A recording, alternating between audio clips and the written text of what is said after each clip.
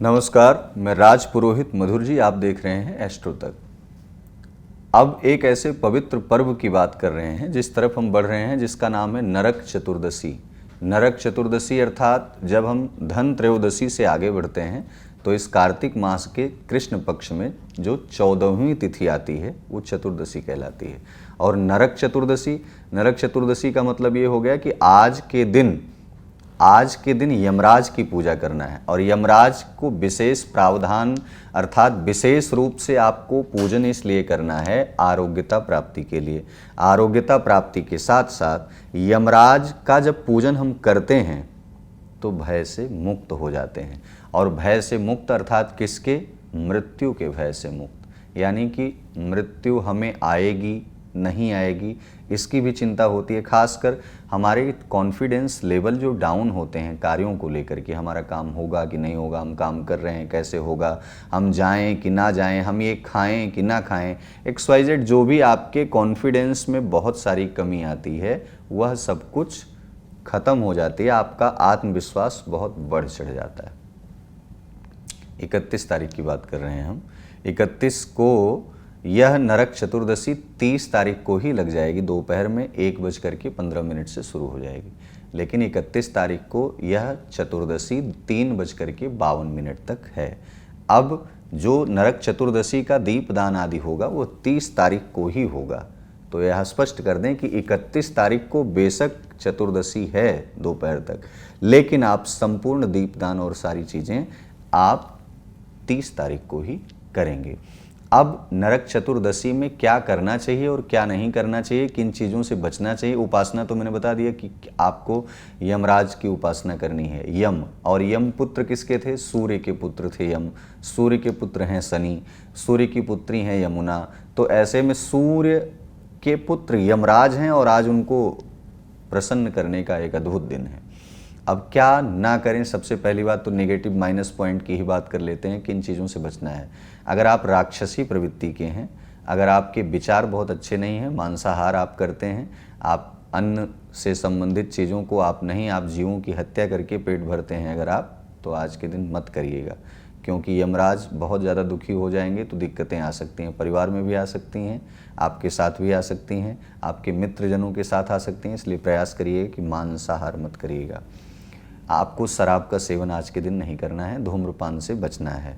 दूसरा ये, दक्षिण दिशा को किसी भी स्थिति में आज कूड़ेदान आदि तमाम चीज़ों को मत रखें। दक्षिण दिशा को स्वच्छ साफ सुथरा बिल्कुल नीट एंड क्लीन।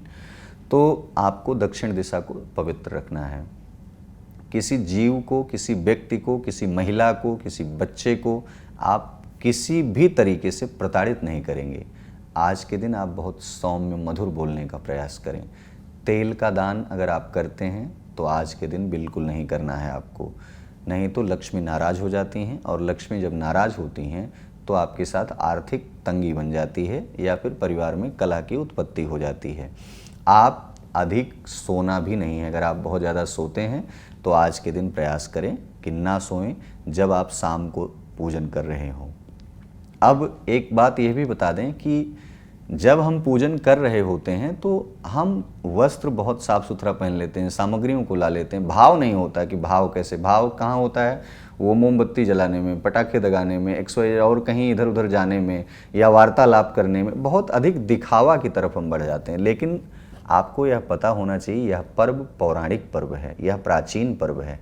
और प्राचीन पर्व में जब हम प्रवेश करते हैं तो अपने मन को, तन को, वाणी को बहुत एकाग्र करके हम प्रवेश करें।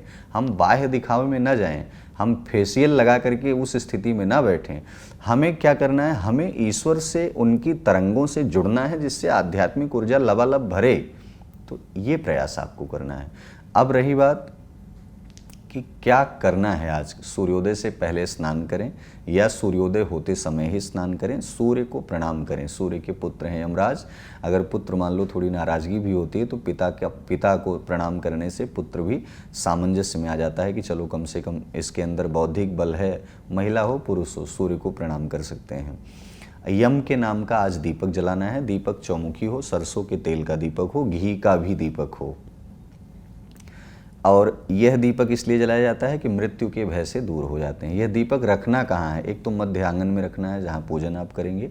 दूसरा दीपक आपको पीपल के पेड़ के नीचे रखना है। तीसरा दीपक आपका कोई खेत हो, कोई ज़मीन जायदाद हो, कोई प्रॉपर्टी हो, भवन हो, वाहन से दूरी बना करके आप अपनी प्रॉपर्टी के आसपास ले जा करके आप दीपक को रख सकते हैं। ठीक। तीसरा विषय यह है कि शरीर पर सरसों का तेल आज के दिन अवश्य ही लगाना है। आपको सरसों का तेल लगाना अवश्य ही है। चौथा जो है, आज के दिन भगवान कृष्ण की उपासना बहुत ही शुभ मानी गई है। भगवान कृष्ण का एक ऐसा स्वरूप जो सुदर्शन चक्रधारी कृष्ण है। कृष्णाय वासुदेवाय हरे परमात्मने प्रणतक क्लेशनाशाय गोविंदाय नमो नमः। आज के दिन गोविंद माधव का पूजन आपको करना है।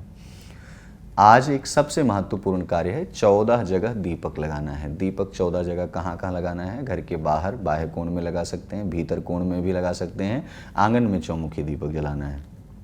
सबसे बड़ी बात यह है कि आज के दिन जो सबसे महत्वपूर्ण विषय है कि आपको यह ध्यान देना है कि अगर आपने त्रयोदशी पर, धनतेरस पर नारियल स्थापित कर दिया है तो उस नारियल पर सिंदूर का 5 टीका अवश्य ही लगाएं। 5 टीका इसलिए लगाना है कि 5 टीका लगाने पर आपकी पंच ज्ञानेंद्रियां और पंच कर्मेंद्रियां, उसमें जो विकार उत्पन्न हो रहे होंगे, वो कर्म जो आप कर रहे हैं उसमें जो विकार उत्पन्न हो रहे होंगे वह दूर हो जाएंगे, समूल विनाश हो जाएगा।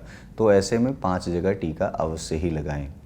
आपको विशेषकर जब पूजन कर रहे हो तो आज के दिन भगवान नारायण की स्तुति करें, यमराज की स्तुति करें, सूर्य की उपासना करें और सूर्य की उपासना करने के साथ साथ आप जितना ज़्यादा हो सके उतना भगवान कृष्ण की उपासना करें। अब आपको चलते चलते एक उपाय भी बता देते हैं। नरक चतुर्दशी के अंतर्गत जो व्यक्ति हरे राम राम राम हरे हरे, हरे कृष्ण कृष्ण कृष्ण हरे हरे, इस महामंत्र का जो व्यक्ति जप करता है, संकीर्तन करता है, उस व्यक्ति के तन और मन तो पवित्र ही होते हैं लेकिन कुल पवित्र हो जाते हैं। कुलम पवित्रम जननी कृतार्था।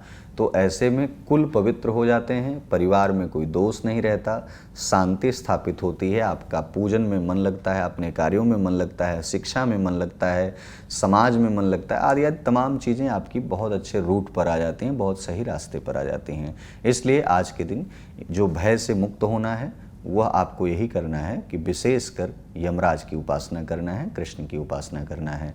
आप कोई भी और जानकारी अगर आप चाहते हैं तो आप कमेंट बॉक्स में अपने प्रश्न पूछ सकते हैं। साथ ही साथ ऐसे ही तमाम वीडियो को देखने के लिए हमारे साथ एस्ट्रो तक पर बने रहें। नमस्कार। अगर आप मुझसे जुड़ करके अपनी समस्याओं का समाधान चाहते हैं और चाहते हैं कि आपकी समस्याओं को ज्योतिष के माध्यम से सुलझाया जाए तो आप हमसे संपर्क कर सकते हैं, जुड़ सकते हैं एस्ट्रो तक पर।